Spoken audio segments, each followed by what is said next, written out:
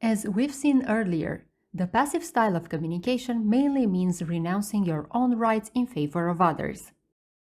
This style is also known as submissive. Since the persons who are primarily passive often renounce expressing their opinions or emotions and would rather help others achieve their goals instead of working on their own, this style is seen as an expression of low self-esteem. The main beliefs or thoughts associated with the passive style include the idea that one is inferior to others, less worthy, and less skilled. That others are more important than they are. That other people have the right to control their own lives, but they themselves would not be capable of proving such skills. That is mainly why they give control over their lives to others. They rather see themselves as followers, not leaders. When it comes to communication, people who are primarily passive do not openly express their opinions or emotions. They would rather agree with what others are saying or formulate an opinion that is similar to theirs.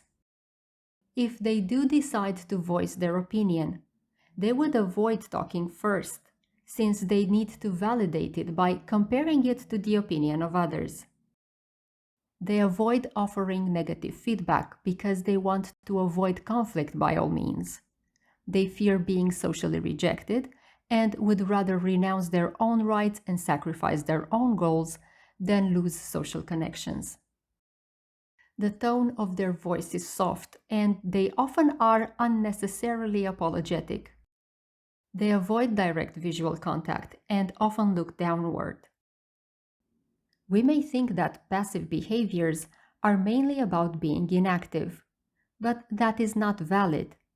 Passive individuals may engage in activities of high intensity, but what keeps them in the passive, submissive category is the direction of their actions. These activities are rather oriented toward achieving the goals of others and defending their rights. As I've said previously, primarily passive individuals would rather follow than lead. Their attitude usually shows low levels of confidence, and it's rather one marked by humility. Their posture conveys the same message: hunched back, head leaning forward. It's like they are trying to occupy as little physical space as possible. It goes with the belief that they are small and frail, while others are seen as big and strong. Emotionally, it's negative emotions that mainly define the passive style. Confusion, helplessness, frustration, and resentment are often experienced by a passive or submissive individual. There are also some positive emotions connected to the passive style of communication and behavior. The most significant is feeling safe, a result that is linked to social acceptance and low levels of conflict and responsibility.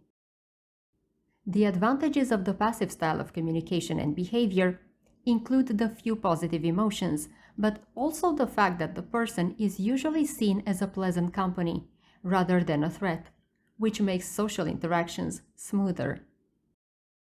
The disadvantages are many.